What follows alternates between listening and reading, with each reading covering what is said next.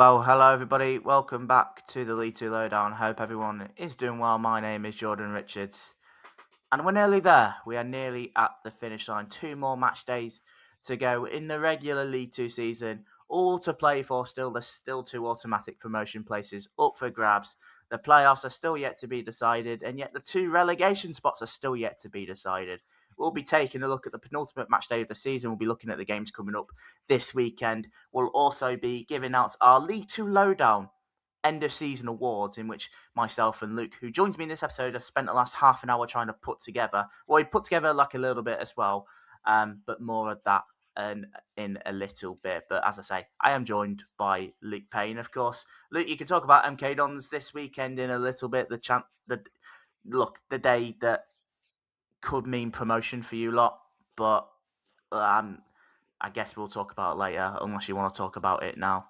Well, probably not. Look, let's just leave it, I guess. I know you're probably a little bit giddy. I could talk about it for a full hour if we really wanted to. Nah, I'm you're quite all right. enjoying this football. Look, it's great, isn't it?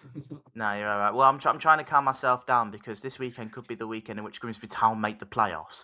So I'm trying to keep everything sort of down on a bit of a low profile. Although truth be told, I'm still a little bit excited from last night myself at the minute. But yeah, this is the part. This is what it is, isn't it? You get to this part of the season where everything is all a bit exciting still lots to play for. On all fronts really. Look, the title's still yet to be decided. 2 games left. You I know, know. I'm one of the ones. Well, yeah. It's sort of making your lips water a little. If that is that even no, I don't know where I'm coming from, but I know look, what I'm you mean. just gonna. Yeah, look, the intentions are there. It doesn't sound like anything. I'm just going to move on. But look, before we get started, as always, make sure you hit that like button if you are new on YouTube. Of course, subscribe if you are new around here. Also, download the podcast wherever you get your podcasts from. Been going really well in terms of downloads recently, so thank you, of course, for your continued support. Before we start talking about games for this weekend and our rewards and whatnot, let's have a look at the 2 games that took place last night on Tuesday. 2 games, one coming at the Abbey, one coming at Wadden Road, or whatever it's not, like the CV charging at stadium. It's in Cheltenham, either way. I'm a bit all over the place so far in this episode. Let's start the game at the Abbey. Obviously, 2 teams that are still fighting for something themselves. Cambridge United are very much in the top 3 conversation now. They'll want to go up automatically. Grimsby Town are in the playoff conversation. So there's 2 sides. There's 2 good teams there that are still fighting to get in a place somewhat to give them the best chance of promotion. And it was a good night. It was a really good night. The game finished Cambridge 1, Grimsby 2, a 90th minute winner or a 94th minute winner, the scruffiest of goals to win it from Cameron McJanet. Has given us a big 3 points. Only Cambridge's second home league defeat this season. The last one coming back in September, in which I believe Oldham beat them, I think, from Yes. what I remember. But they haven't lost a home game since, and that was the second time that they've lost on their own patch this season. Look, we took the lead about 20, 25 minutes into the first half. Kieran Green with a great header from a brilliant cross from Reece Staunton. Ben Knight equalised just before half-time through some pretty terrible marking, I'll be completely honest. I thought we were doing quite well up to that point as well. We got away with a couple of scares. They hit the post from about 2 yards out. But I thought we were doing all right to contain them, and then we sort of just switch off. Staunton doesn't really track his man. He's got a bit of a tap in Ben Knight, really. Not the best goal to... I was going to say, because like I said, all the chances that they had, and they were piling under pressure. That was the goal we conceded, which was a little bit frustrating. But look, I don't want to be too critical on Reece, because I thought he had a great game last night, and that was the only thing I was pretty critical on. Of course, like I said, great assist for that. Look, Cambridge got given a penalty about 15 minutes into the second half. It's a penalty. I can't complain with that. Some say Maldini probably should have been red carded. I can see some arguments for it. The yellow card was given, and then Ben Knight stepped up and took a pretty weak penalty. To be honest, he's been taking. It's almost like it feels like he's been taking tips from our players of taking penalties. It's gone straight down the middle. And I was telling you before, Well, before we started recording, I think that Jackson Smith save is actually really good. The way he just sort of stands his ground, because not many. The thing is with goalkeepers, a lot of them commit to going aside, don't they? And for him to sort of just stand his ground in the middle, just flick the leg out and to push it further away so it's away from goal, I think it's actually a decent save, but not getting away from it. It's a rubbish penalty, mine. But I guess if you say the same, that if Jackson Smith does dive for it, goes the wrong way, you're probably saying that's a good penalty. It's one of those really. But and then the winner in the 94th minute, pretty mad. Crosses coming in from Charles Vernon. It's been all over the place. I think it was Gibbons and Jake Eastwood in goal. Absolute no man's land. He sort of just fallen to Matt Janet. It was just about bundled it over the line, and bedlam in the away end really. And our game in on there. I don't think many people gave us a chance there, and we've walked away with a massive, massive 3 points. And obviously, we'll look to turn to our attentions to Saturday. We'll talk a little bit about that a little bit more in a minute, or in a bit later in this episode. But I was also saying to you, I think that game, if you're watching that game as a neutral, I think is what an advert for League Two. I thought it was a really, really good game. There were two sides that are going at it. You can see why Cambridge are up there. You can see that they're a top side. But again, the 90th minute curse really seems to be their Achilles heel. Just getting results over the line is something that they've really struggled to do as of late. And they've dropped some big points on that. I mean, if games ended in like the 85th minute, they'd probably have won the league by now. That's just the sort of thing it goes. So they must have been frustrated again. There was another case in which they had loads of opportunities, didn't quite make the right pass, didn't quite make the right decision, and just again not ruthless enough. Again, in which we're talking about Cambridge, and not the first time we've said that. But look, I thought we were terrific last night. Actually, we had a game plan, we stuck to it, and look, we scored our chances when it came. And look, it sets up a pretty big game against Swindon on Saturday, in which I'll talk a little bit more in a minute. But basically saying the winner of that game gets in the playoffs. It's confirmed. But yeah, certainly for Cambridge in terms of they're still in the driving seat. They're still in third. They still have the advantage. But yeah, it's certainly not a given that they could go up yet. I mean, there's two games. They've got two games. They've got Barrow this weekend, I think, and they go to Crewe final day. You probably think they need to win both, really. To give themselves, because I'm looking at Salford behind them. It depends what they do, and all around them, Notts County as well. So it's just so tight, isn't it? But look, I'm delighted. I'm absolutely delighted. Yeah, and you should be. I mean, you mentioned the stats there. Like Cambridge don't lose at home. They're just the kings of grinding out results without looking too flashy. But then I suppose the one problem with that is when you need them to be a bit more ruthless, when they have all these opportunities, they don't necessarily take them. And that's not to say they can't score goals, because, I mean, statistically, they've still scored a decent number of goals this season. It's just there's been a number of games where we've kind of gone, okay, if you just put that chance there and that one as well, if you just scored those, you've won the game. And I think this was kind of one of those big opportunities missed. And it was a very good game of football, and it could have gone either way. And equally, Grimsby had a couple of chances they could have scored as well. It's the perfect advertisement for League Two football, really. It's just from a Cambridge perspective, you just hope for that little bit more when the game means that much. Because, I mean, as a Dons fan, I'm now looking at them and thinking that's probably them out the title race. Let's be real, they're 4 points behind us and, well, 6 behind Bromley, so they'd have to win both just to go level with Bromley. And it kind of throws them back into this whole, are they even going to get autos kind of conversation, which, to be fair, they still have a good chance of doing. They're still a very good side. But there's now a number of teams they need to compete with. If obviously they're in the best spot possible in the sense that they hold third currently. If they win their games, they are up. It's as simple as that. But if they don't, then the door opens and you're looking at Salford, Notts, perhaps unlikely based off current form, Swindon. And to be fair, even yourselves and Chesterfield aren't even that far behind. There's 5 points separating third from eighth, which is insane at this stage. And as unlikely as that is, it's still just a crazy thought that all of that is still possible. And anything can happen, especially when you've got the likes of Swindon playing both Grimsby and Chesterfield and all the rest of it. There's all sorts of different permutations that can happen, and with the chaos of Cambridge having to play Barrow, who desperately need results still, there's so much that could still happen.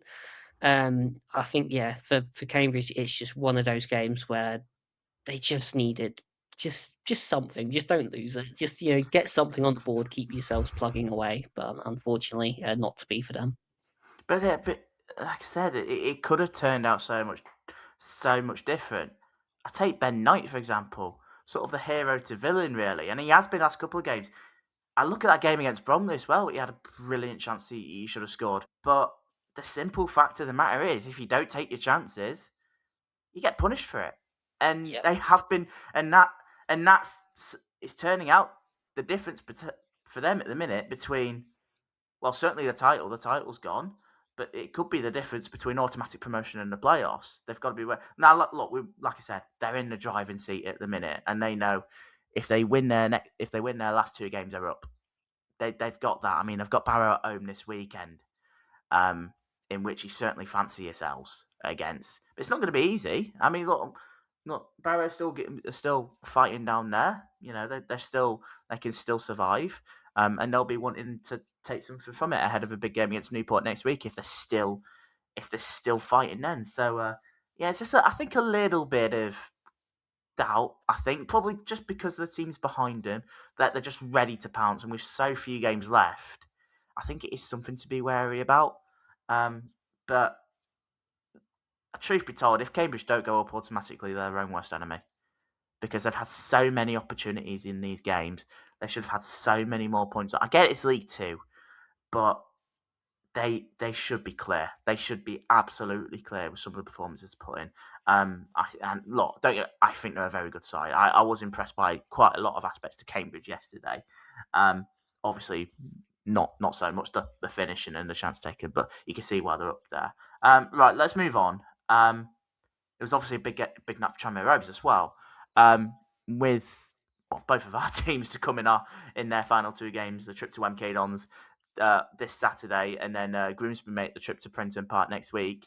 Their game in hand against Cheltenham, a side that are not far above them, but quite frankly, nothing to play for this season, seemed their biggest opportunity and one that just couldn't let them pass by, really. Because I think if they were going into those last two games needing something, perhaps needing to win one of those games, I think there might have been a couple of alarm bells.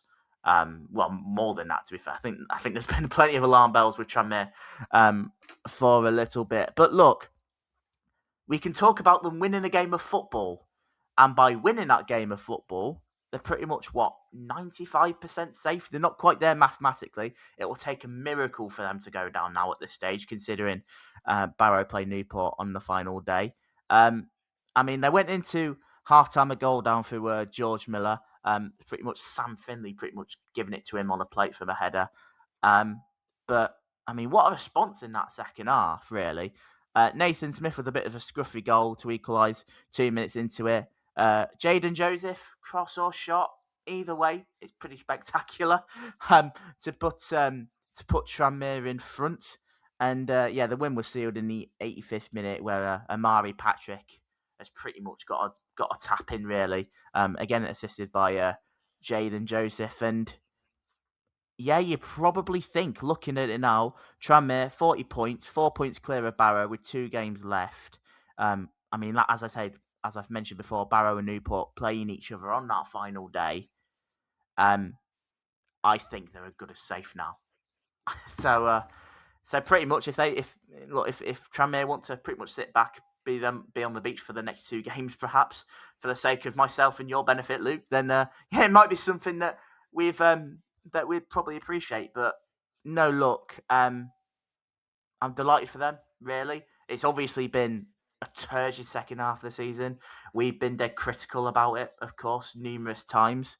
But the one time they needed to turn up in the game, because if they'd have lost that game, they're bang in trouble. They've ended up getting over the line, and perhaps their EFL safety over the line, which will probably come as a huge relief for them. Yeah, exactly that. And I was just having a quick look through there of Tranmere's previous results, and actually they've had a couple of wins in 2026, but this was the first time they'd beaten someone that wasn't in the relegation battle since the 26th of December. This was a huge result, and we've kind of ended up with the tagline of Tranmere of, well, until they win a game, they're in the battle, and they've finally won a game. But that's And the thing. yeah, On the podcast the other day, I predicted them to win, and they won. Yeah, I mean, I've done that. I've done that a couple of times, and they've all failed. But the one time I do that, they go and pull it out of the bag, which is well, yeah, when it's unbelievable. right down to the wire, and as you say, I think this was the one they really needed to get something, because ultimately Dons are still playing for something, Grimsby are still playing for something at the other end of the table. So the fact that they've got that one result and they're on the magic 40 now, because I think they would be unlucky to actually go down on 40 points, given that the two in the relegation zone are currently on 36 with 2 games to go. Like, it would take quite a lot for them to go down from there.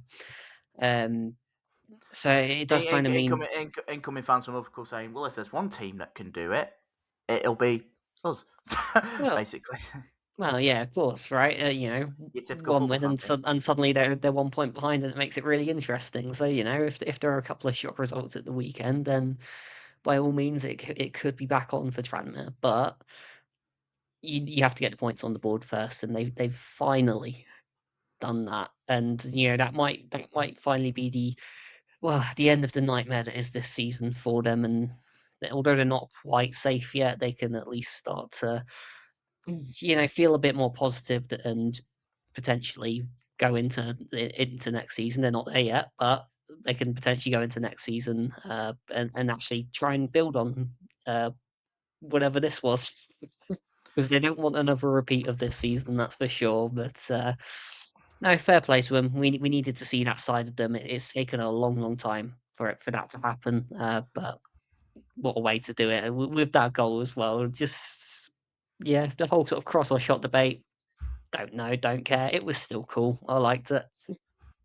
It was I think I'd probably describe it as hilariously spectacular. I think that's Yeah, probably how I describe it. And the main thing yesterday, which I've not even noticed, which I was really pleased to see, the Pete Wild fist pumps are back. Yes, it's been a long time coming. Certainly in terms of Tranmere, as Tranmere gaffer, certainly. But I think you could see it in the video how much of a relief that is for him. Really, look, he has had a lot of rubbish come his way. Quite a lot of it at times, probably rightly so, but just letting it all out there at the fans. I thought it was a great moment in the end. Look, I still stand by it that I this season's been the second half of the season has been a total disaster, really, and they've quite fortunate that they're in this position now in which it does look like they're going to be playing League Two football again next season.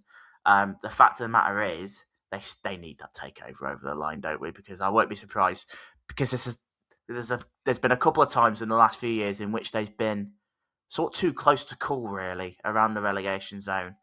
They've had their moments in which we do look like they're going down. And I worry that if their house is not sorted, if they don't get fresh impetus from above, we could be talking about the exact same thing next season, or perhaps worse. That's the one thing I worry about.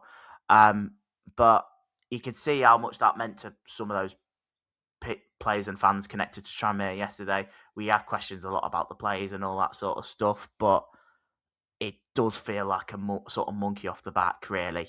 The fact that they're pretty much there, because like I said, it was pretty much do or die last night. I think because I still think you're asking a lot from those 2 games in which there's certainly in MK's case in which promotion could be wrapped up this weekend, and if Grimsby get to it next Saturday, if we're needing to go there and get something, it could be quite interesting. But I mean, until it's mathematically done, I don't think they can rest. That's the thing. They'll want to go and spoil the party at MK Dons this weekend, and try and get something there.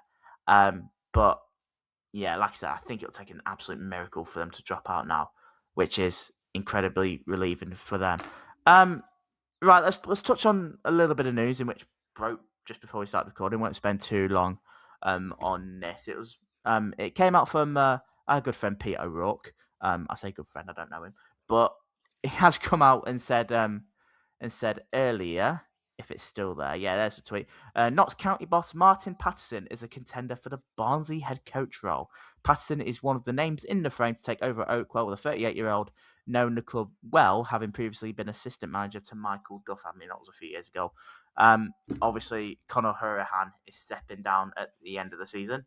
I'm not sure if he's stepping down or sacked, but either way, Barnsley are looking for a new manager. And I mean, look, Barnsley seems to be a little bit of a cesspit around League One at the minute. I know they've had their times around a bit like Rotherham, which we talked about a couple of weeks ago. A bit of a yo-yo side between Championship and League One. Obviously, been quite stagnant in League One now for a little bit. But I think the simple answer is, I mean, I could probably see why. I mean, look, he's obviously been at Barnsley before, in a management role, so I can sort of get that side to it. But at the same time, he'll want to be a League One manager next season. I think he's probably his best bet at doing that. Or what I think is probably best for him is he hopes that he's doing it with Notts County. Um, I think. Look, we've all talked about Martin Paterson. I think we have been pleasantly surprised, and I'm glad that he's proven a lot of people wrong with the season that Notts have had. Still a chance they could go up. And yeah, I'm not sure how to feel about it, but I just think there would be better opportunities in the future. But I think at this moment in time, I think he'd be quite daft to leave Notts at the moment. Yeah, I mean, I think from the perspective of he's now got a project that's his, he's not having to put out fires or anything anymore. Um, like with that whole sort of Burton situation, which was probably more luck than judgment that they stayed up that season. Um, but he's now gone somewhere and actually gone stamped his authority somewhere, and like I said, he's starting to build this project. And well, I mean, the first thing I should say really is if Notts do end up going up, whether it's playoffs, automatics, whatever, if they go up, this just isn't going to happen. Realistically, he's got a team into League No, One it's not. already. Like, so that would and rule and out and a, straight away. and a good team as well. He knows he's being backed. I mean, the Notts County ownership is I think, is one of the best in the division. I mean, you got a cracking stadium, great fan base, Notts. And just for Barnsley, and just swapping that for Barnsley at the minute, where I don't think it doesn't seem like there's that much sense of direction, if I'm going to be truthful, compared to Notts. Yeah, I'd say that that's entirely fair. And although their kind of league position in League One is, they're relatively safe. Were kind of in that kind of huge bundle of teams that could have ended up in trouble come the end of the season. Luckily for them, that's not the case. They're fine, but they're certainly not progressing the way they'd want to. And like I said, the only way I see this potentially happening would be if Notts are still in League Two and Barnsley are in League One. But that's more just an individual kind of choice on Paterson. Does he feel like he wants to try and step up and fix Barnsley, or is he happy with his project and he wants to keep building? And of course, only he knows that. You'd like to think that given how well it's going for him at Notts, he will just carry on and keep building. It's not always the case in football, but I think it would probably be the wiser decision to stay put. Yeah, look, football works in weird and wonderful ways, doesn't it? But I'm totally with you there. Like I said, I think it's a case of if he knows what's good for him, um, there could be more opportunities like that further down the line. Probably more stable. Not say that Barnsley aren't stable. I mean, they're a League One club. I mean, of course they'll always be. Well, probably not so much recently, but they'll always look to be up there in League One. Um, I'm not saying I know League One that well, because truth be told, they're nowhere near compared to League Two. But that's just how I see it. I just think it just seems a bit all over the place, sort of stuff. And I look at it, would Martin Paterson really swap what he's got at Notts for Barnsley in this current state? I just don't think he will. So I don't know. I'm not sure how much of a starter that is. It's probably a non-starter, to be honest, but it's out there. I thought we'd share it. Right, okay, let's move on. of course, we are approaching the end of the season. 2 games left of the regular league season, as I say. And of course, you'd have seen the other day that the EFL Awards were taking place. They were taking place on Sunday night during a time in which we were recording, in which I did mention it, but I didn't mention like any of the winners or all that sort of stuff. Now, I could bore you to say who actually won and all that sort of stuff, what was confirmed from there. Well, I guess it's pretty similar to this, especially for what we've done. So, what we've done 2 separate teams, really. One team in which what we believe is the team of the season, and to be honest, I think if you looked at the one that the EFL put out, ours isn't far off, really. I mean, I think we was having a bit of a discussion before it that you looked at the EFL team this season and you looked at ours. There's not too many players in which we're overly against, really. I mean, I was in agreement with quite a lot of that actually. So we've done one for what we believe is our team this season. We've also done another team this season, a bit like a honourable mentions one, really. But we've pretty much used it in which we weren't allowed to use the players that were involved in the actual team this season, the one from the EFL, if that makes sense. I know it's a bit all over the place, but I'll explain it a little bit more in a bit. We'll start with the what we've gone for our team this season. It's been a collective effort from myself and Luke, but I've got it written down here. I'll sort of go from for the teams. I'll go from goalkeeper, centre halves to midfield to forwards. In goal, we have gone for Matt Hudson of Oldham Athletic, 18 clean sheets in the league this season. Terrific for him. Right back, we've gone for Harvey Rogers at Grimsby Town. Fully deserves his place. 3 goals, 2 assists for him this season. 2 centre halves, Omar Shawumni, 6 goals, 1 assist for Bromley, and just been absolute man mountain at the back alongside Jack Sanders. Another man mountain at the back for MK Dons, 2 goals and 2 assists at the league as well. And left back, now this was the one in which I was sort of disagreeing on with you, Luke. He was having a bit of to and fro in. I know he wants a left back, or he certainly doesn't play there, but I was adamant to put Cal Watts in there. For the season that he's had. I mean, look, Cambridge, loads of clean sheets in the league. You probably loads of clean sheets. I'm not sure I've kept the most, but certainly the side that have conceded the least goals in the league. So I was adamant to put him in, but you sort of won the argument anyway. So at left back is James Gibbons. I mean, 5 goals, 6 assists. I mean, he's had a terrific season. So in goal, Matt Hudson. Right back, Harvey Rogers. Centre halves of Omar Sawumni and Jack Sanders. Left back of James Gibbons. I mean, you can't really. I think that's pretty spot on. I mean, Matt Hudson's had a terrific season. I reckon there'll be probably a bit of interest from clubs higher up in the division. I've mentioned about Harvey Rogers to switch to right back there this season, and he's not put a foot wrong.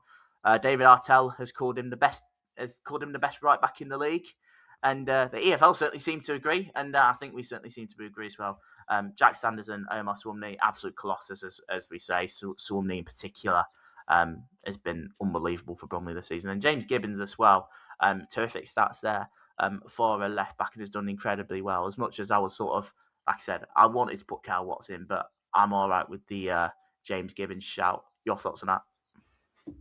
Yeah, I mean, there's only really one change from the actual team of the season, and that's Gibbons coming in. It's at fullbacks we used a different formation because they went 3 at the back for some reason. But yeah, I think most of them are pretty self-explanatory, pretty obvious choices. I do agree Kel Watts does deserve at least a mention. But for me, I think he would have had to go in at centre back, and the 2 centre backs there have just been so strong. Obviously, Omar Shawami's been huge to what Bromley have been doing all season, and Jack Sanders is just so incredibly consistent.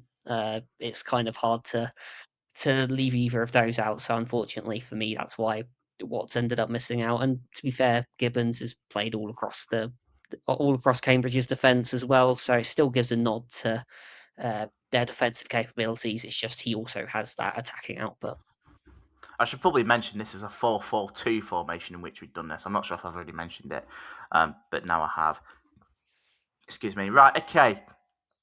Right, let's move on.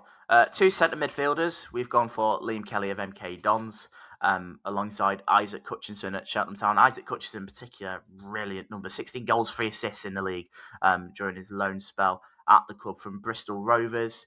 I mean, look, a load of eyes will be on him this summer. Will Cheltenham get him back? I think it'll be quite tough to do. I think certainly on that evidence, whether Bristol Rovers want to keep him. I know there's a lot of stuff that's happened there, but certainly with those sort of numbers, maybe getting a League One opportunity might be calling. But I guess we'll have to see. Left hand side, we've got for Mitch Pinnock, 11 assists this season. I think he's probably got a few more. But I was talking to you earlier, and it's probably made sense actually for the fact that because of whereabouts on the pitch he is, but only one goal took me by surprise a little bit. And on the right hand side, we've ended up with a interesting shout. It was a shout that I really liked, and that's Tommy O'Reilly of Crewe Alexandra, the Aston Villa loan. He's 7 goals and 12 assists for him this season. Now, there's a couple of players in which you could probably feel aggrieved that have missed out. I'm looking at Sammy Braybrook for the midfield as well.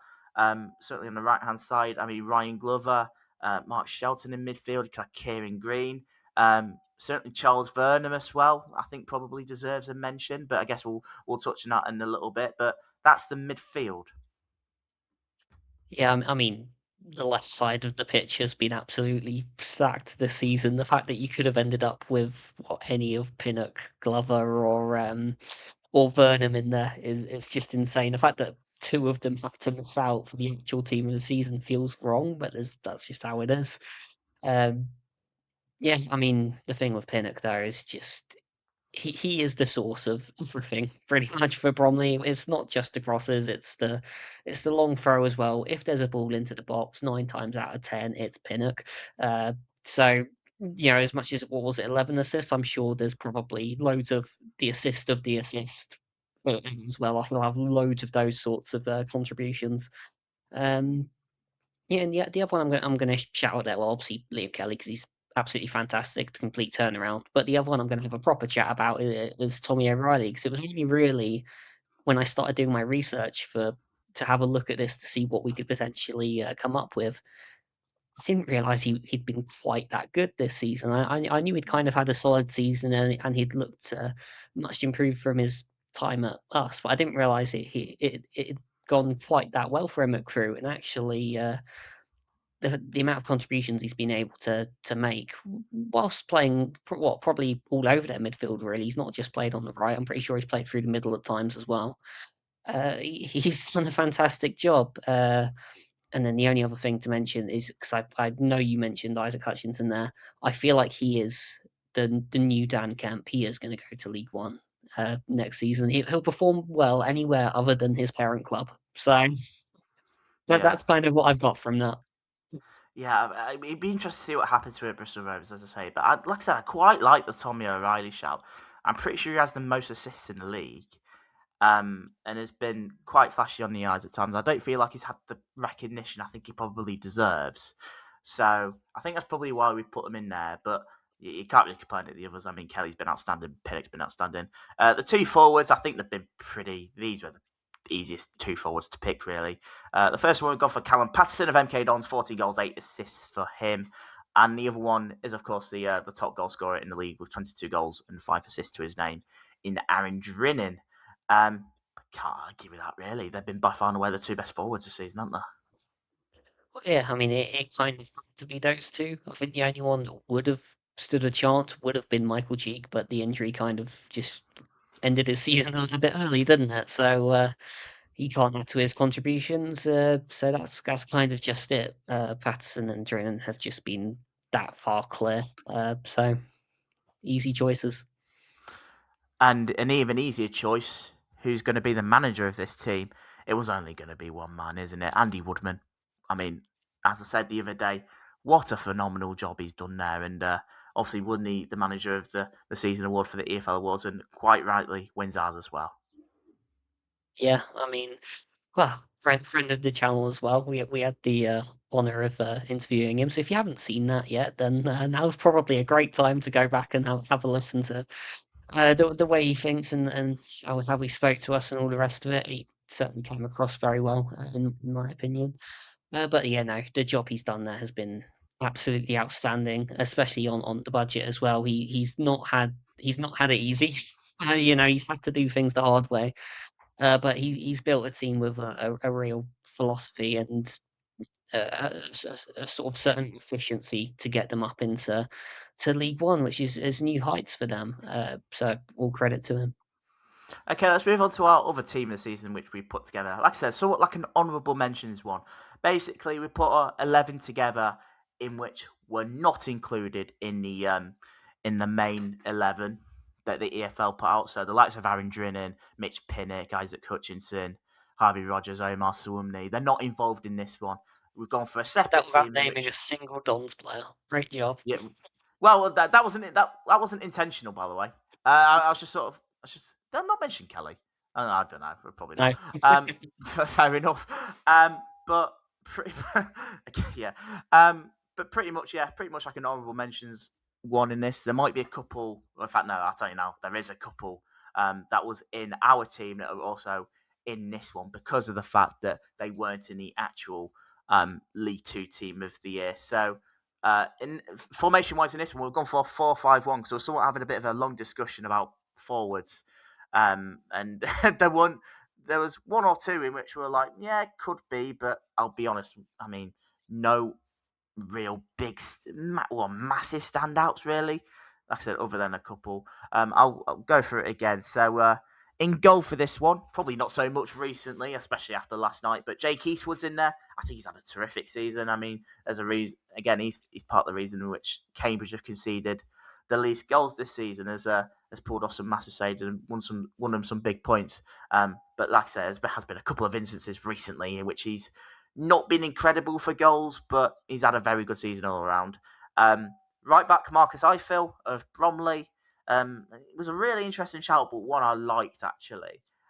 He's had a really good season. So I think it was his first proper year in senior football as well, and he's done a good job. He scored a few goals as well, and he's been quite a big part of this Bromley side. Two centre halves, Marvin Ekpiteta of MK Dons was quite a straightforward one. This one, again, another unit. MK Dons have been pretty solid defensively as well. The other centre half was a bit of an interesting one because Aluwo of Salford was mentioned, but I'm not sure. I mean, I think he's had a decent season either way, but we've opted for Manny Monte of Oldham. I think. I mean, for the period in which they were keeping clean sheets, again, he's just an absolute colossus at centre half, isn't he? Obviously, he's not been the best of months. It's not been the best few games recently, which means that they'll be in League Two again next season. But overall, I mean, him and Oldham have had a good season. And left back James Gibbons is in on this one as well because I mean, as previously stated earlier, he's another one that's had a terrific season, but perhaps not had the recognition he probably deserves. Yeah, I think that we've got some decent picks in there. I am going to pick up on the whole Marcus Ifill one because across the season, I mean, I've been doing our team of the weeks for ages, and let me tell you, there are not many not many right backs that have performed well consistently this season. So for me, Rogers and Ifill were the only two. So the fact I think we had to put Ifill in there as our secondary choice. And the only other thing I'm going to pick up on is Marvek Viteta. He scores goals. He just scores goals. I love him. He's brilliant. Uh, yeah, just a wonderful player. I think having someone like Curtis Nelson come in and play next to him certainly helped his game as well. But yeah, I'm glad we're at least giving him some of the credit because he easily could have been in the actual team of the season. To be fair, And it's just Sanders was so consistent. And to be quite honest, I was very close to putting him in mine over Sanders, but Yeah, I had him in mind they're for a both while as well. they've both been excellent, truth be told, and it was a tough call. Yeah, But it I went was. Sanders. I was stuck between them. I had Ekpiteta in there for ages, but I was like, no, I'm not taking it away from Sanders. Can't do it. Okay, let's move on to the midfield. I mean, three centre mids, a left mid and a right mid. I mean, right mid, as we've already mentioned, Tommy O'Reilly. The three centre mids, we've gone for Jack Payne of Colchester United. We needed a Barnet representative in there for a terrific season that they've had. We've gone for Mark Shelton at centre mid. The other centre mid, I've gone for Kieran Green. Again, I just think he's had a terrific season again, really. I think he's got 20 goal contributions in the league, I think. I mean, he scored again yesterday. I feel like he was a player you can't overlook. I mean, Jack Payne's had a good season again, as you probably expect, and so is Mark Shelton. And on the left-hand side, Charles Vernon. I think he's a player in which probably in another year might have been in the main team this season. Double digits for goals and assists. Has stayed relatively injury-free throughout the season. Very direct and has been a big part to our success this season. I think he had to be involved. I think any other position, and he probably would have been in the main team. He's just unfortunate that he plays the same position as Mitch Pinnock. So it's just one of those. You can't not have one of the player of the season nominees not in the team. So it kind of ruled him out, unfortunately.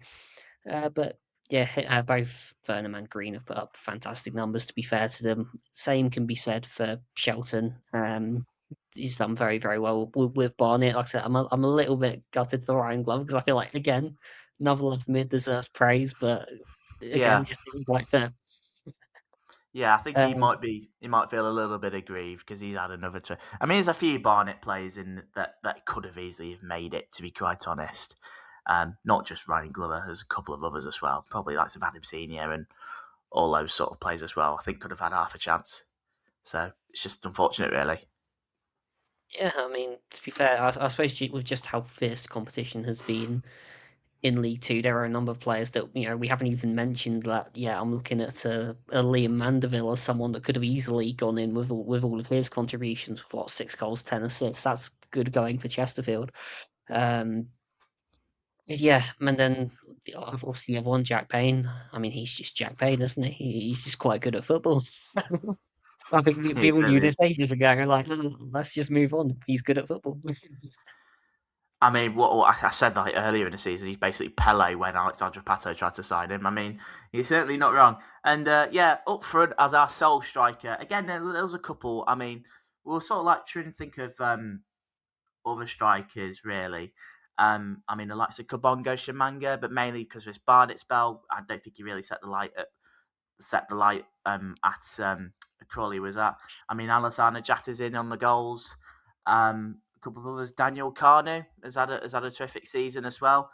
James Cabia, I think, probably deserves a shout as well. His first full season as an EFL player, and he's on for 16 goals this season. But we've gone for Michael Cheek, haven't we? Obviously, he's had another very good season himself. 16 goals this season. Obviously, the last month has been the last month of the season has pretty much ended by injury, but still whacking up brilliant numbers, in which has got them over the line and into League One.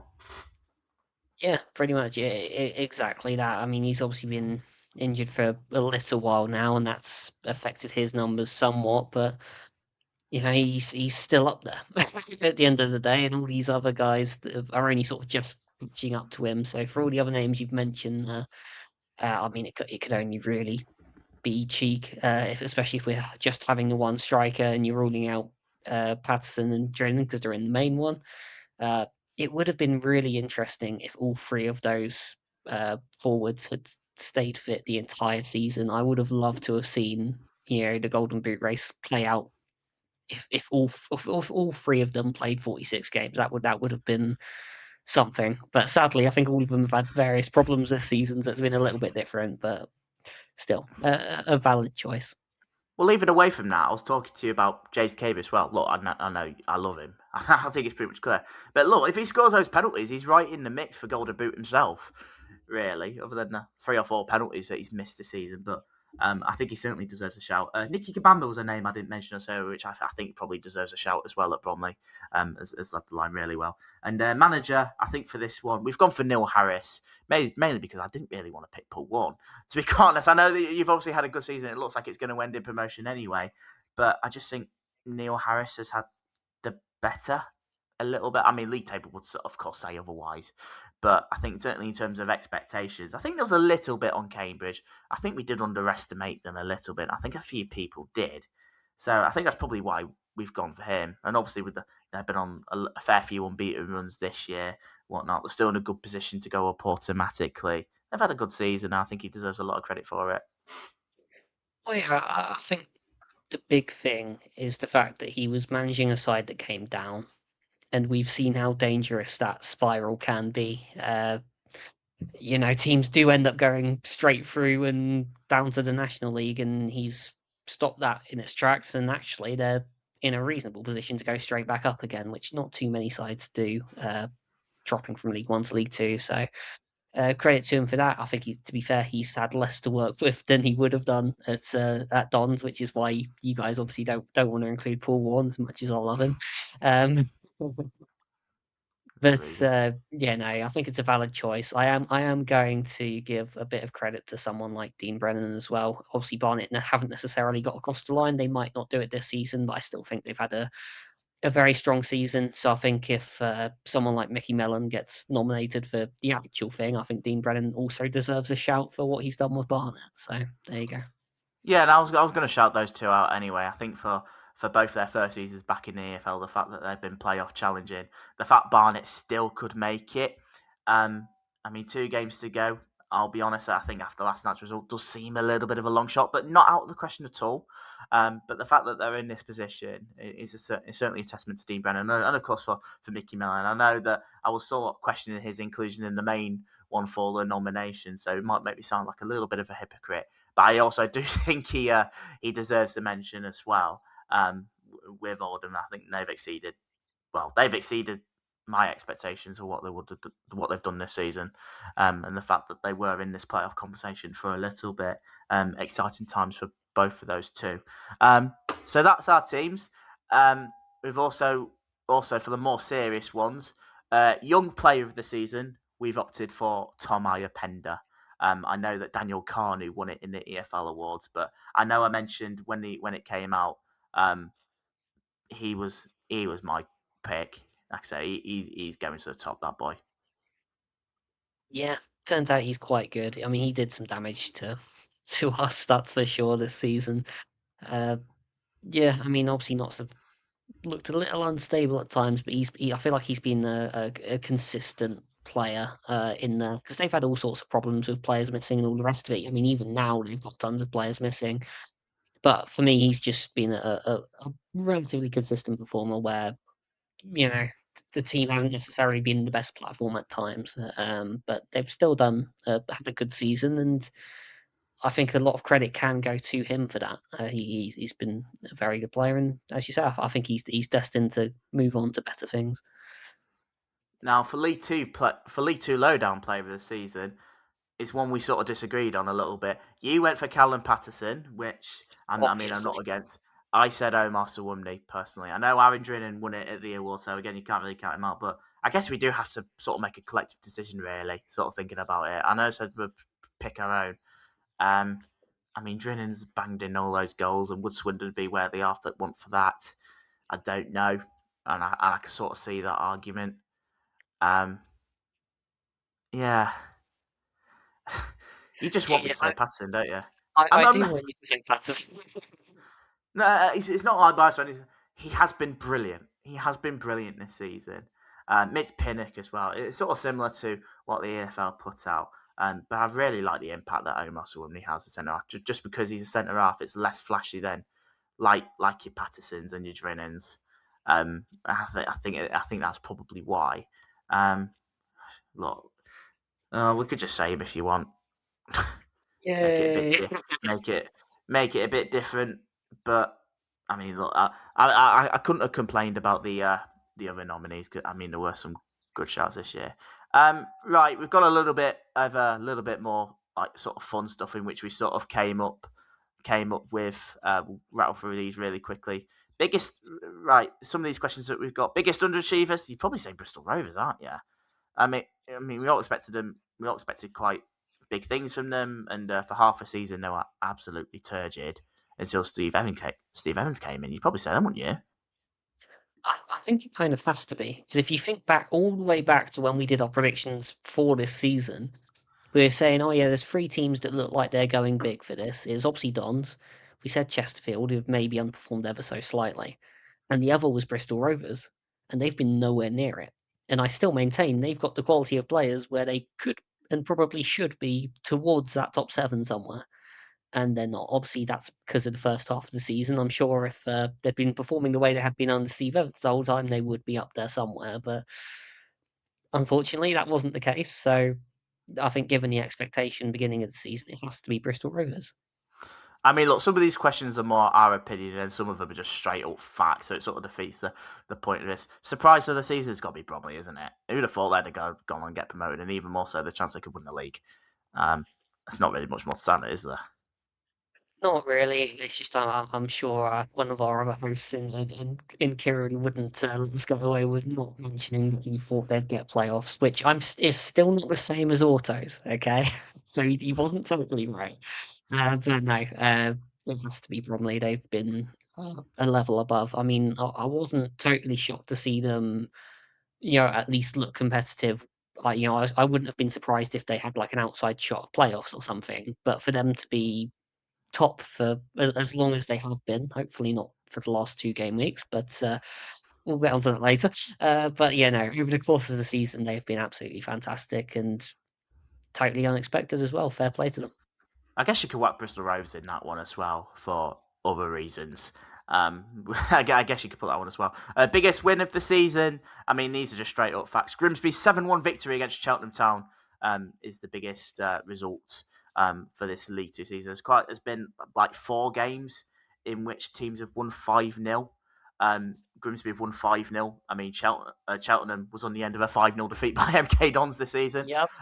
No, yeah. Sorry, Yeah. So uncivilized. It sucks to be them. Best start to the season, Gillingham, because they've fallen off again, and have had the season that they've had done somehow worse than in previous seasons. Barrow managers ranked was an interesting one. All 5 of them includes Andy Wing and Neil McDonald. That was in a temporary charge. Paul Gallagher, Dino Marmia, Sam Fair. I think we worked it out. Paul Gallagher bottom. What was it? 5 games, 5 defeats. Yeah, no brainer. And then 4th, Dino Marmia. I think he had 6 games, but he won 1 of them, so he just gets above him. Neil McDonald, I'll probably put 3rd. I can't remember how well he did. He was in charge for about a month or so, wasn't he? When they sacked Andy Wing. Yeah, they had that long interim period. Yeah, Sam Foley I'd put 2nd. I mean, he's had some big results, to be fair. I mean, taking the point of MK Dons, beating Bromley, beating their unbeaten record, and a couple of decent ones. That win against Oldham was a good one. And then Andy Wing top because he was gone in a okay position. I know you've been They dead were critical on it. mid-table. Like, what was wrong? You could have avoided all of this. So that's quite an interesting one. All 5 of them, just genuinely mental. Most boring team, the side with the most draws, with 16. That's Chesterfield. That's not me saying that they're boring. I don't want to diss anything about Chesterfield at the minute, considering what Grimsby and Chesterfield are both fighting for. Best Ian Holloway outburst, probably the one in which they got kicked out of the Virtue Motors, in which he went on about stuff about the EFL and said there's a siege mentality within the squad, in which I've not really seen. But I think there's probably a couple you could have had of Ian Holloway, to be quite honest. The Here's What You Could Have Won award. This was one in which League brought up 3 nominees for this one. Walsall's second bottle 2 seasons in a row after they missed out, well, on getting promoted this year. They'll be a League Two side again next year. Barrow after sacking Andy Wing, in which he put, and Swindon getting kicked out of the EFL trophy after beating Luton, in which Luton eventually went to Wembley and actually won the thing. I think it's got to be Swindon, isn't it? I think when you have that sort of, be. I mean, if we're saying here's what you could have won, I mean, they literally could have won a trophy. could have won a trip to Wembley, could have won a trophy. Yeah. I don't think there's any competition there. I think that's that one. Most League Two result of the season. We've got 3 results, and 2 of them involve Harrogate. Harrogate beating Cambridge 2-1 to win their long unbeaten run. Harrogate beating Gillingham at the start of the season. Of course, beating Gillingham this season has not really been anything spectacular, but I think they were like 21 games unbeaten or something like that when they went to Priestfield and nicked a 1-0 win. And the other one was quite recent. Barrow beating Bromley by 2-1, which ended their 22-23 match unbeaten run, which is an incredibly shock result. But again, as League Two as they come, really. I think it's between the Harrogate, Cambridge, and Barrow, Bromley one. Personally, Yeah, I think probably considering what Gillingham have done, probably. I think Bromley. I probably think Barrow beating Bromley is quite spectacular because I'm looking at Barrow in the relegation zone. But then again, the 20-game unbeaten run this season. I think yeah. But then again, thinking about it, weren't Harrogate like 20 games without a win until they beat Cambridge? Oh, that's So, also so very true. This is a tricky one. Like, let us know your thoughts I in don't, the comments of this episode I, because this is a tricky one. I don't think there's no correct answer. I think they're both pretty good in equal measures. Um, I think, yeah, I think probably the fact that I'd probably go Harrogate Cambridge, probably because of Cambridge's long unbeaten run and how long Harrogate went without winning a game was pretty spectacular. But I Yeah, do think go on then. I do think Barrow Bromley runs it close. Yeah, Ultimately, it's very close. I'll agree with you on that one. Let's go for Harrogate Cambridge. the consistently inconsistent award you've awarded it to Fleetwood Town. Uh, Again, second season running, really. the team who hate the 90th minute award, Cambridge United, of course, and again last night. They absolutely threw it away again last night after losing to Grimsby. Oldest player award, 5 nominations for this: Joe Murphy, Albert Adoma, Mickey Dimitri, Gareth McCleary, and Andy Cook were the nominees. Probably Albert Adoma, really. If we're going to be looking at if Andy Cook was here for the whole season, I think he might have had a good shout, but I'd give it to Albert Adoma, really. Or just because of his performance alone and how old he is. Probably Joe Murphy for Tranmere and his performance at Blundell Park against Grimsby. I think probably deserves its own award, really. But I'd give it Albert Adoma, personally. Yeah, I mean, if it's old player of the season, I think it is a tricky one. I think you're right. If Cook had been about the whole season, it would have been a bit of a no-brainer. But I'm happy to settle on the Doma. The Dirty So-and-So's Award, Bristol Rovers, I mean, just clear fact sheet, pointed out 100 yellow cards and 6 red cards that they've had for the season, which is quite staggering. The 9 Men Award, that goes to Accrington Stanley, finishing 2 games this season with 9 men. If we also wanted to flip that the other way, the team that has played 9 men the most times this season, again twice, Grimsby Town. So there you go. I think that's everything that we've written down. I mean, we could have gone on for ages, really, with all this sort of stuff. It was quite a little bit of fun, really, as we head towards the end of the season. Shall we get into the predictions? Really, I know Go on then. we've discussed about all that sort of stuff a lot, but let's get back down to the serious stuff. Right, Thursday night. Let's start with that. Can Bromley wrap up the title? Well, I think they'll No. be a good. No, they can't. No, they can't. Actually, I'm just thinking about it. They'll probably have one hand on it if they were to go to Salford and beat them now. But it's also a big game for Salford because they know if they win, obviously before the games at the weekend, they'll go into the automatic promotion places. But Bromley will want to go and win the title now after promotion last time out. So it'll be a tricky game for them. Yeah, I'll go for 1-0 Bromley. Oh, do you have to?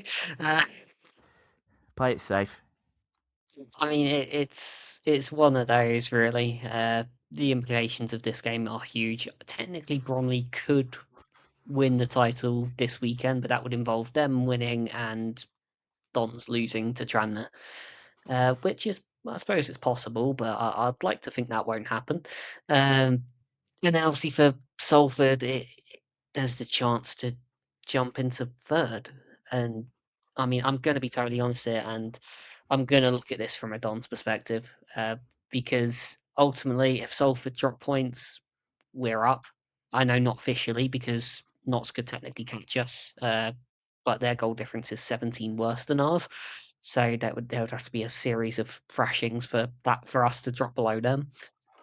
But equally, if Bromley drop points and we win, we go top of the league. So I don't really know what I want. Well, I know what I want actually. I want a draw, so I'm going to be very unprofessional and just predict a 1-1 draw because that's what I want. Right, okay. Let's get through these other games really quickly because I've just realised we're on 59 minutes already. Look, Luke, both our game and your game kicks off at 12:30 this weekend. We'll start with our game at home to Swindon Town. The simple fact of the matter is, whoever wins this game is guaranteed a playoff place. Of course, after Grimsby's brilliant victory at Cambridge last night, and obviously, I do think. I mean, I'm looking into this game. Of course, I'm reveling it. Big crowd at the weekend. Swindon are bringing a few themselves. So look like I saw some really good numbers for that. Obviously, a 2-2 draw with Accrington last time out, drop points for them.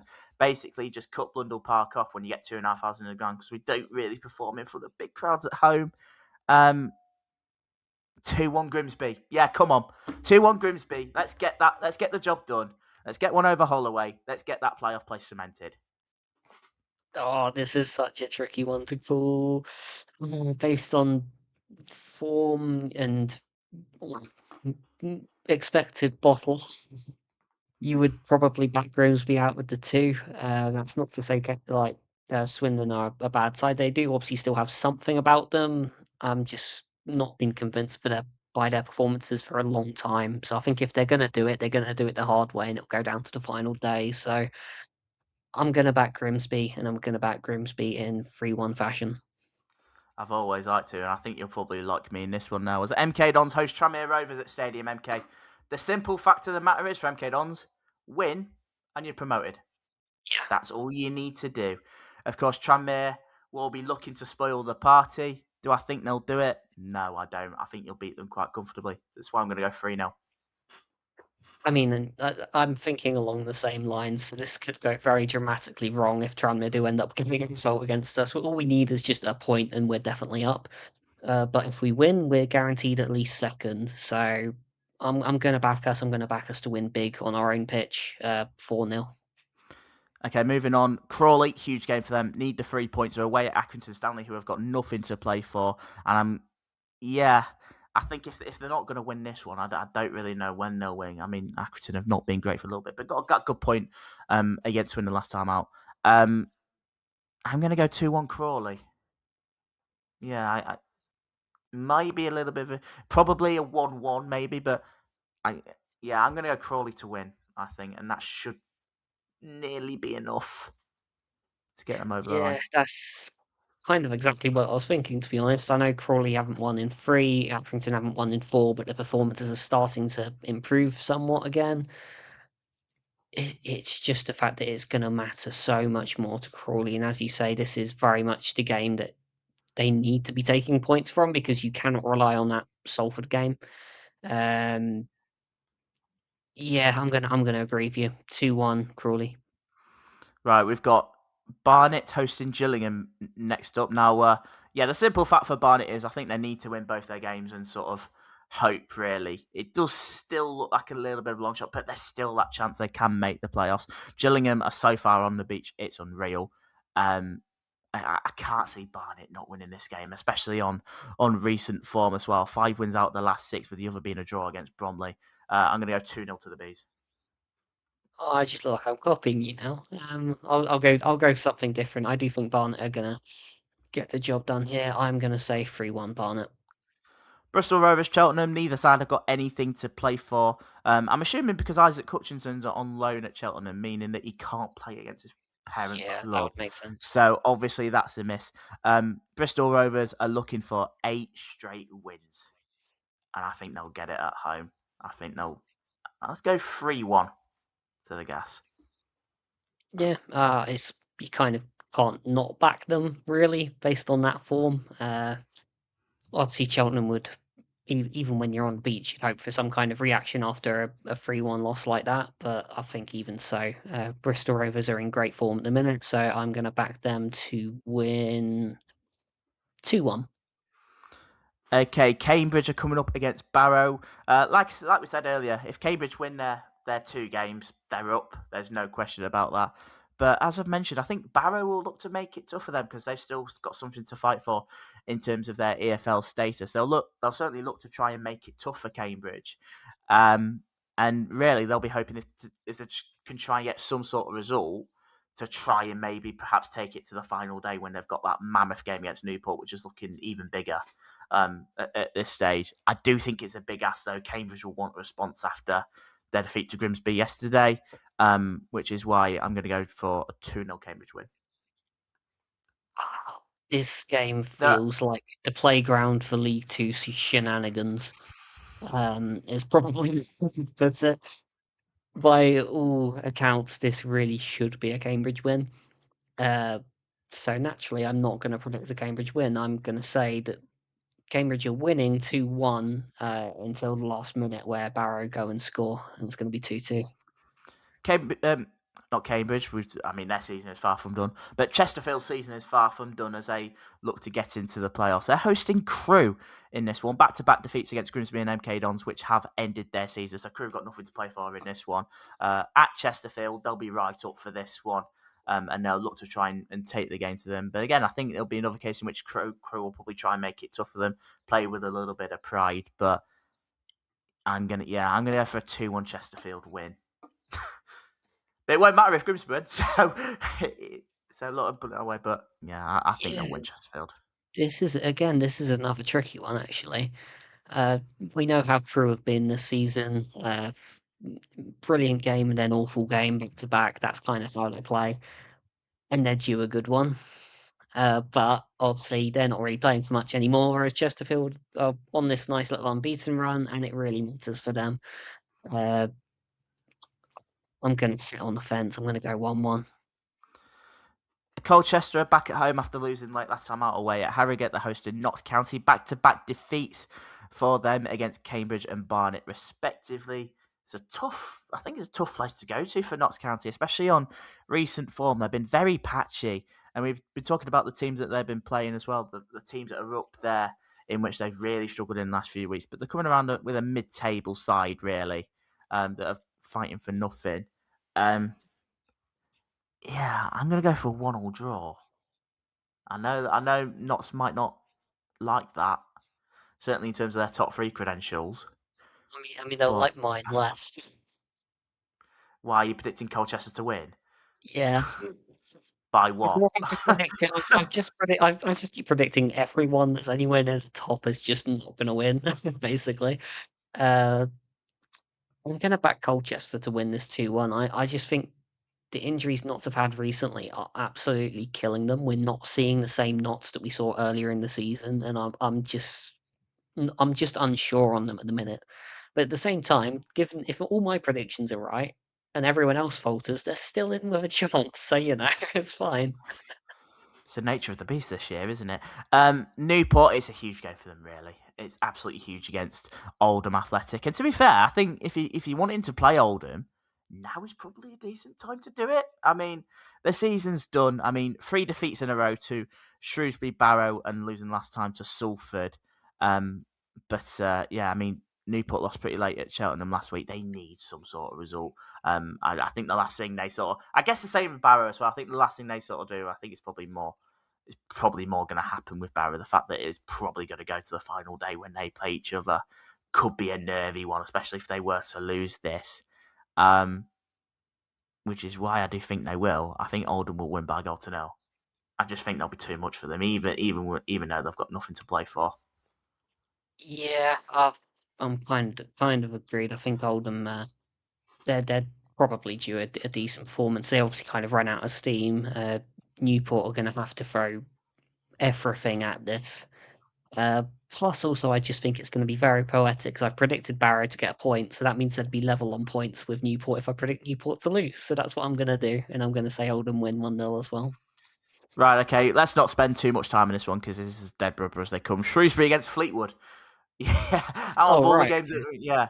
None of them are playing for anything.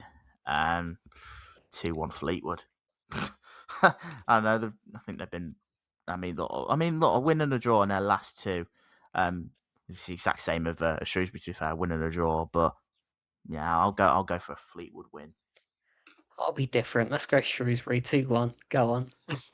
Yeah, around that point. And then last but not least, not so much a big game for Walsall. I mean, their season's done, but absolute hammer. It's a mammoth game for Harrogate, really. And again, it's one of those games in which you sort of feel that they have to win, really. Especially you look at Harrogate's final game as well. They're home to Barnet, and if they're needing 3 points in that one for Barnet to give them any chance to get into the playoffs, it could be a tricky afternoon, especially on recent form. You do look at this Walsall game as simply have to win. Because I think if they don't, I think they're as good as gone, if I'm going to be perfectly honest. But I'm looking at Walsall as well. I mean, the one last time out against Barrow, won that pretty convincingly, to be honest. But again, that was their first victory in their last 4. So they're there to be got at. Let's go for your Harrogate 2-1 win. Let's make it interesting. think I I'm know agreed. it does sound a bit of a long shot, but this is Harrogate. We I know mean, I what they think can I do. think there are longer shots, to be fair, with Harrogate. They've had longer shots and done I it, think to be fair. yeah, they have, but again, I get the sense this is now or never. I'm agreed, and based on again, but kind of based on my other predictions, that would actually put them out of the relegation zone ahead of Newport and Barrow. So it would be such an interesting final day. So I'm just gonna, get out my little match fixing like thing. I'm creating the whole League Two calendar of what's going on, and Harrogate are going to be out of the relegation zone going into the final day, and they're going to win 2-1. Oh, this is this season. I just love that. I just love the fact, in particular, we've got a good relegation battle this year because a lot of it, because pretty much in previous seasons, it's all been pretty much done by now. The fact that there's still really 4 teams that can go down. I'm not really including Tranmere in that now because a lot needs to happen for that to happen. But just in general, really, the fact that both spots still could be decided on the final day is pretty nuts. Right, all that's left for me to do is, Luke, to hand it over to your brain teaser. Are you running out, by the way? Have you got? I know you've got another one this week, but obviously with only 2 games after the season, you're not running out at all. Or... I have got one more after this one. Oh, Uh, right, so you've pretty much just nailed Perfect. it, really, until Well, the to be end of fair, the season. like it could have gone quite badly. There were a couple that by the end of January I just couldn't do because players had disappeared, which is a bit annoying. And there were a couple that What, I think we just kind of collectively decided were just way too easy to even consider using. So what do you mean by disappeared? They moved clubs. yeah, move clubs basically. Okay, They, it they, also they makes didn't it just makes it. vanish. It wasn't like I a was gonna say Thanos snap it or something. it makes it sound like they're some sort of ghost or something like that. Hey, I mean, But they no, may look, as well be. well, yeah, I guess you could put it that way. But no, look, I'll leave it to you. Okay, so well, I mean, it was a sneaky one last week, wasn't it? The clue was Yes. Jaden Kizzy, and the answer was Joseph. Jaden Joseph, who, well, quite fittingly, scored that very weird and wonderful goal. And then Joseph Kizzy as well. So maybe a little bit sneaky because most people know him as Joe Kizzy, but that Joseph is his actual name. And Alan knew that. Alan got it right, so well done to Alan. Still think it's naughty. I still think it's naughty. Hey, someone knew the answer, so it's fine. Well, yeah, I guess fair enough.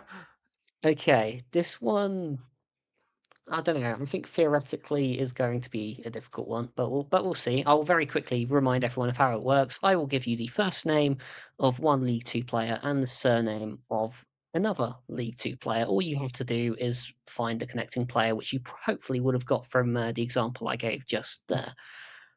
So my first name for this week is Connor, Conor, and the surname for this week is Smith, Smith. So there you go. If you know the answer, then drop it in the comments of whichever platform you're listening to us on, and I'm sure we'll give a shout out if you get it right. Okay, you heard him. Yeah, that's it from us for this week. I say a lot to get through. We've just been absolutely reveling in the in our rewards, really. Yeah, best start to the season, Gillingham. Just more digs at them, like they want any more. Probably not. I mean, look, there's 2 more games until the season's finished. Then you can enjoy your summer. But no, look, that's it from us this week. Of course, if you do like what we do, make sure you hit that like button, subscribe if you are new on YouTube, download the podcast wherever you get your podcast from. We'll be back at the weekend. You'll be listening to the next pod on Monday, talking about all the stuff that's happened in the in League Two this weekend. I think probably for ourselves and certainly for your sake, Luke, for the fact that you can be automatically promoted.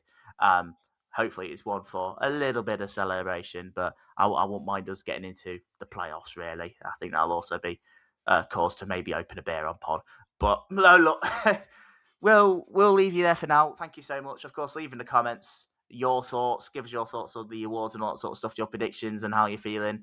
Thoughts about the podcast as well. I really do appreciate it. We do read your comments, good or bad. So, yeah, we're always keeping an eye out. All the best to your teams this weekend. We'll see you in the next one. You've been listening to Luke Payne. I've been Jordan Richards. This has been the League Two Lowdown, and we'll see you in the next one. Take care for now.